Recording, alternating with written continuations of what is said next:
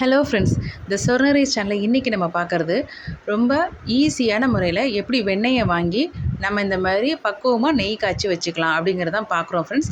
இது பிகினர்ஸ்க்காக போட்டிருக்கோம். நீங்கள் உங்களுக்கு ஏற்கனவே தெரிஞ்சதுன்னா நீங்கள் அதுக்காக கோச்சிக்க வேண்டாம், இதெல்லாம் போய் ஒரு வீடியோவாக போடுறாங்களேன்னு. இப்போ நம்ம இன்றைக்கி பார்க்குறது ஆவின் பட்டரை வச்சு தான் நான் செய்ய போகிறேங்க.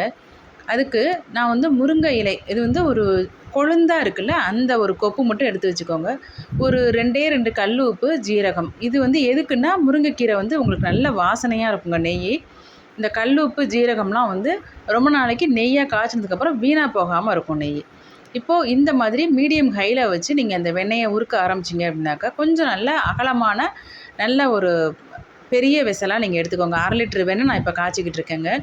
இப்போ இந்த மாதிரி நல்ல பொங்கி தான் வரும். நம்ம கரண்டி போட்டு அப்பப்போ நீங்கள் லைட்டாக கிண்டி விட்டுக்கிட்டே இருந்தீங்கன்னா அது வெளியில் வழிஞ்சு ஊற்றாது. ஃபஸ்ட்டு நீங்கள் பிகினர்ஸாக இருக்கும்போது பயப்படுவீங்கல்ல, அதனால தான் நான் அதை சொல்கிறேன். இப்போ இதில் அந்த சின்ன சின்னதாக உங்களுக்கு அந்த ரெட் கலரில் டாட்ஸாக வருது பாருங்கள், அது ரெடி ஆகிடுச்சுங்கிறதுக்கான பக்குவமான அந்த இது தாங்க அது.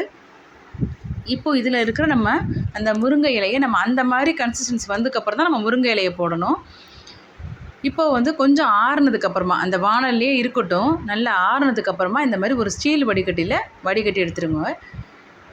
இந்த அடியில் இருக்கிறதா நமக்கு வேண்டாங்க. இது கக்கம்னு சொல்லுவோம். இது லைட்டாக நம்ம நல்லா சூடு சாதத்தில் இதை போட்டு கூட பிசைஞ்சு சாப்பிட்லாம். ரொம்ப டேஸ்ட்டாக இருக்கும். எங்கள் பாட்டிலாம் அந்த மாதிரி செஞ்சு கொடுப்பாங்க எங்களுக்கெலாம். ரொம்ப நெய் காய்ச்சிறப்ப நாங்கள்லாம் பக்கத்துலேயே போய் உட்காந்துப்போம். அந்த மாதிரி அந்த ரைஸே ரொம்ப டேஸ்ட்டாக இருக்குங்க.